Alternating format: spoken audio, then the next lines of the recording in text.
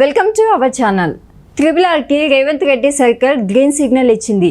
త్రిబుల్-ఆర్తో హైదరాబాద్ అభివృద్ధి చెందుతుందా అన్న టాపిక్ పై నాతో పాటు డిస్కస్ చేయడానికి real estate expert Sanjay Nayak మనతో పాటు ఉన్నారు. సో ఆయనతో మాట్లాడదాం. నమస్తే అండి. నమస్తే మేడం. త్రిబుల్-ఆర్కి రేవంత్ రెడ్డి గారు గ్రీన్ సిగ్నల్ ఇచ్చారు. సో దీనిపైన మీ అభిప్రాయం ఏంటి? So regional ring road triple-are అనేది ఏంటంటే ఇప్పుడు హైదరాబాద్కి ఒక మణిహారంగా చెప్పుకోవచ్చు మనం. సో ఇంతకుముందు ఏంటంటే ఇన్నర్ రింగ్ రోడ్ అనేది ఉండే మనకి. ఇన్నర్ రింగ్ రోడ్ అంటే ఎక్కడి నుంచి ఉండే, మేదీపట్నం దగ్గర నుంచి ఎల్బీ నగర్, ఆరంగర్, ఎల్బీ నగర్, చంద్రాయన్గుట్ట ఇలా వెళ్తూ మనకి నెక్స్ట్ పంజాగుట్ట, బేగంపేట ఇదంతా కూడా మనకు ఒకప్పుడు సికింద్రాబాద్ ఎంత ఇన్నర్ రింగ్ రోడ్. ఆ తర్వాత ఏమైపోయింది, అవుటర్ రింగ్ రోడ్ వచ్చింది. ఇన్నర్ రింగ్ రోడ్ వరకే సిటీ ఉండే హైదరాబాద్ అనేది, తర్వాత అవుటర్ రింగ్ రోడ్ వరకు సిటీ అనేది ఎక్స్పాండ్ అయింది.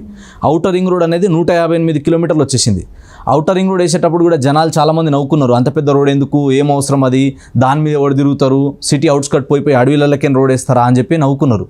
కానీ ఇలా హైదరాబాద్లో సగం రియల్ ఎస్టేట్ ట్రాఫిక్ తగ్గిందంటే, ఏదైతే మేజర్గా మనకి ట్రాఫిక్ తగ్గింది, ఇలా హైదరాబాద్కు ఉన్న మేజర్ ప్రాబ్లం ఏదైతే ఉందో అది సాల్వ్ అవ్వడానికి వన్ ఆఫ్ ది రీజన్ మనకి ఓఆర్ఆర్.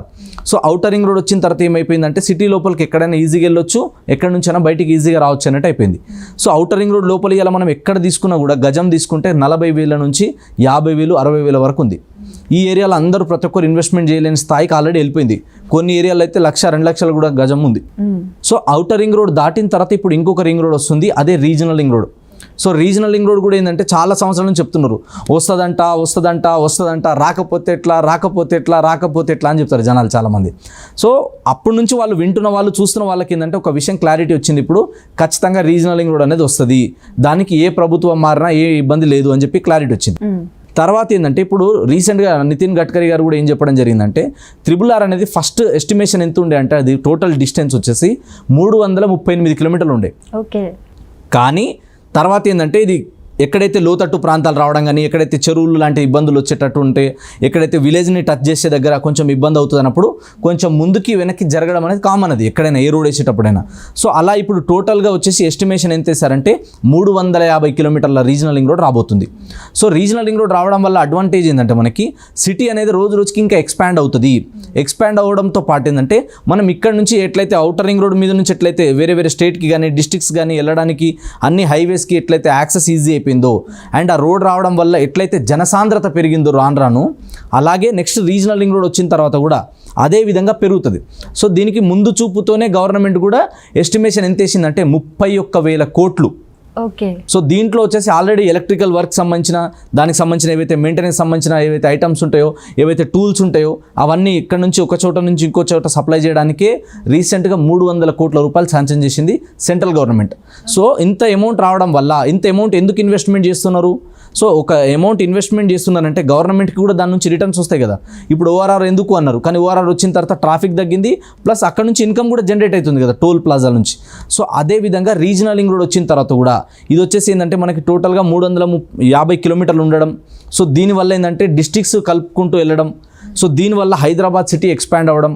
ఇప్పుడు రీజనల్ రింగ్ రోడ్ వరకు హెచ్ఎండిఏ లిమిట్స్ పెంచడం, హైదరాబాద్ మెట్రోపాలిటన్ డెవలప్మెంట్ అథారిటీ వాళ్ళు ఏంటంటే అక్కడ దాకా పెంచేస్తే ఏమవుతుంది అంటే ఇదంతా కమ్స్ అండర్ హైదరాబాద్.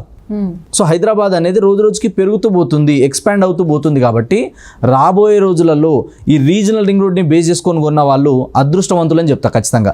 ఈరోజు తక్కువ దొరుకుతున్నాయి మనకి. అవుటర్ రింగ్ రోడ్ లోపల ఒకప్పుడు అవుటర్ రింగ్ రోడ్ దగ్గర వస్తుందంటే అంత పెద్ద రోడ్ వస్తుందా, నిజంగా వేస్తారా అన్నారు. కానీ ఎవరైతే వస్తుంది అని నమ్మి ముందు చూపుతో ఇన్వెస్ట్మెంట్ చేస్తారో వాళ్ళు ఇలా కోట్లలో ఉన్నారు ప్రాఫిట్ అంతా.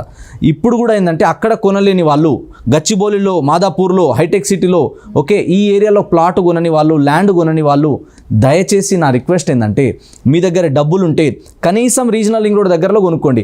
లేకపోతే ఒక 10 సంవత్సరాల తర్వాత, 20 సంవత్సరాల తర్వాత ఏమనిపిస్తుంది తెలుసా, అప్పుడు సంజయ్ నాయక్ అన్నట్టు ఒకడు మస్తు చెప్పిండు, మా ఫ్రెండ్ ఒకటి తెలిసినవాడు మస్తు చెప్పిండు, మా రిలేటివ్ ఒకరు చెప్పిర్రు, తక్కువలో చెప్పిర్రు, మంచి ఆపర్చునిటీ ఉండే, నా దగ్గర పైసలు కూడా ఉండే, కానీ ఎవరో చెప్పిరని చెప్పి నేను ఆగిపోయినా. అప్పుడు ఎప్పుడు వస్తుంది, అంత దూరం పోయి ఎడగుంటారు, హైదరాబాద్ ఇప్పుడే ఇంత ఉంది, అంత కావాలంటే టైం పడుతుంది అని చెప్పి ఆగిపోయినా అన్న ఫీలింగ్, ఆ బాధ లైఫ్ టైం వాళ్ళకు దాకా ఉండిపోతుంది.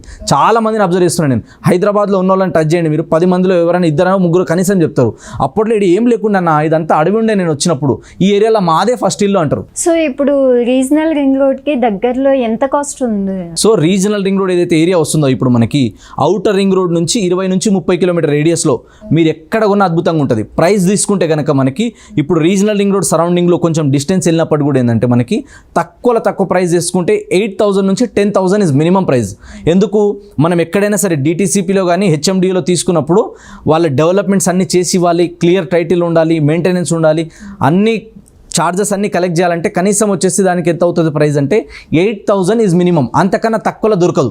దొరికిందంటే అది జీపీ లేఅవుట్లను, అన్ఆథరైజ్డ్ లేఅవుట్లలో, ఫామ్ ల్యాండ్లలో దొరికే ఛాన్సెస్ ఉంటాయి తప్ప అప్రూవ్డ్ లేఅవుట్లో 8,000 కన్నా తక్కువ దొరకడం కష్టం. కాబట్టి 8,000 దగ్గర నుంచి మొదలుపెట్టి 30,000, 50,000 వరకు కూడా ఉన్నాయి కొన్ని ఏరియాస్ డిమాండ్ బట్టి. ఇప్పుడు హైవేకి ప్లస్ ఈ ప్రపోజల్ ఉన్న రీజనల్ రింగ్ రోడ్ని బేస్ చేసుకొని ఎక్కడెక్కడైతే కటింగ్ మనకు ప్రపోజల్ ఉంది ఇప్పుడు, సో ఈ ఏరియా అంతా కూడా విపరీతమైన డెవలప్మెంట్ వస్తుంది. అన్నిటికంటే గుడ్ న్యూస్ ఏంటంటే అక్టోబర్ 1వ తేదీ రోజున, కాబట్టి ఇప్పుడు తక్కువ బడ్జెట్లో ఉన్నప్పుడే మార్కెట్ ఇప్పుడిప్పుడే పుంజుకుంటుంది. కాబట్టి ఈ టైంలో ఇన్వెస్ట్మెంట్ చేసి నెక్స్ట్ 10 years ఓపిక పట్టగలిగితే మాత్రం ఒక మంచి ప్రాపర్టీ తీసుకున్నా అన్న ఫీలింగ్, ఆ సాటిస్ఫాక్షన్ ప్రతి ఒక్క ఇన్వెస్టర్కి ఉంటుంది. ఈరోజు మనం ఇన్వెస్ట్మెంట్ చేస్తే రానున్న రోజుల్లో అద్భుతమైన రిటర్న్స్ ఖచ్చితంగా వస్తాయి.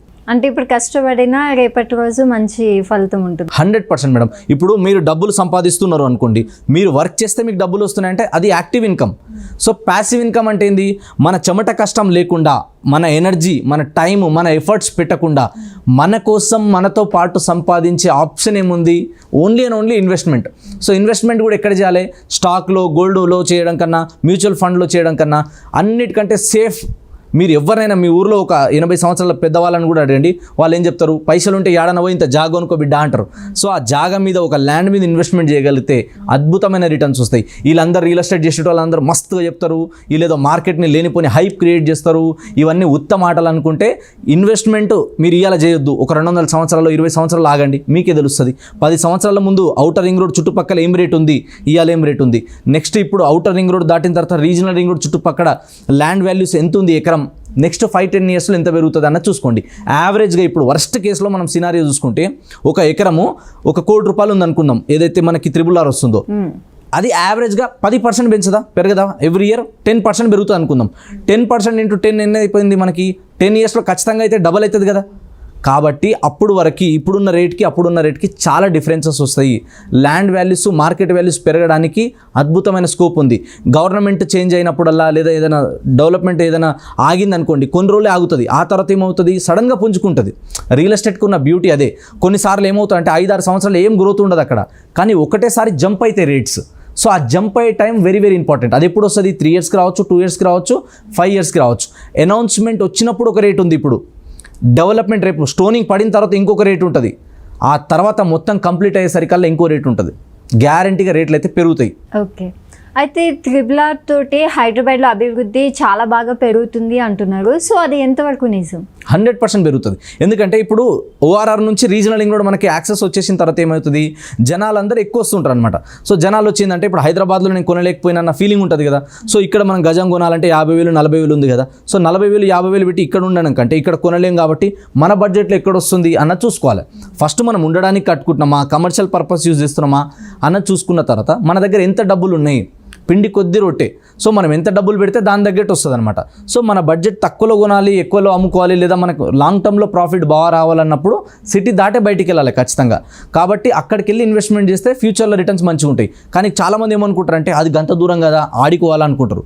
ఎప్పుడైనా సరే ఇన్వెస్ట్మెంట్ చేసేటప్పుడు ఒక ఇన్వెస్టర్ ఎలా ఆలోచించాలంటే అక్కడ ఏం డెవలప్మెంట్స్ ఉన్నాయి, అక్కడ స్ట్రెంగ్త్ ఏముంది, వీక్నెస్ ఏముంది, అక్కడ ఆపర్చునిటీస్ ఏమున్నాయి, అక్కడ థ్రెట్స్ ఏమున్నాయి, ఈ 4 విషయాలు అబ్జర్వ్ చేసి నా బడ్జెట్లో ఎక్కడొస్తుంది, కొనే చోట సేఫ్ ఉందా లేదా, క్లియర్ టైటిల్ ఉందా లేదా అన్నీ చూసుకున్న తర్వాత అక్కడ ఇన్వెస్ట్మెంట్ చేస్తే ఫ్యూచర్లో అద్భుతమైన రిటర్న్స్ వస్తాయి. అదే చూడండి తప్ప దూరం చూసుకోవద్దు. ఎందుకంటే మీ ఇంటి పక్కన ఉన్న ప్లాట్ మీకు బాగా నచ్చుతుంది, హైటెక్ సిటీలో ఉన్న ప్లాట్ బాగా నచ్చుతుంది, ఫిజికల్లీ దగ్గర ఉంటుంది కానీ ఫైనాన్షియల్లీ చాలా దూరం ఉంటుంది. సో ఇప్పుడు మనం రీజనల్ రింగ్ రోడ్ చుట్టుపక్కల ఎక్కడ తీసుకున్నా కూడా అది ఫైనాన్షియల్గా దగ్గర ఉంటుంది, ఫిజికల్గా కొంచెం డిస్టెన్స్ ఉంటుంది. కానీ రాను సిటీ అంతా కూడా ఎక్స్పాండ్ అయినప్పుడు దూరం అనేది దగ్గర అయిపోతుంది.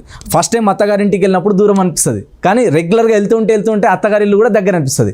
సో ఇన్వెస్ట్మెంట్ చేసేటప్పుడు ప్రాపర్టీలలో కూడా ఇలాగే ఆలోచించాలి. ఫస్ట్ టైం సెకండ్ టైం పోతే దూరం అనిపిస్తుంది, కానీ రెగ్యులర్గా రెగ్యులర్గా చూస్తుంటే రాను అది కూడా దగ్గర అయిపోతుంది. సిటీ ఒకప్పుడు ఇంతే ఉండే, రోజుకి ఎక్స్పాండ్ అయిందా లేదా? సో రానున్న రోజుల్లో ఇంకా ఎక్స్పాండ్ అవ్వడానికి స్కోప్ ఉంది. కాబట్టి ముందు చూపుతోని ఒక విజన్తో ఎవరైతే భూమి మీద పెట్టుబడి పెడతారో నేల తల్లి ఖచ్చితంగా వాళ్ళని కాపాడుకుంటుంది, ఒక మంచి అద్భుతమైన ఫలితం రిటర్న్ ఇస్తుంది. అది నేను బలంగా నమ్ముతున్నా.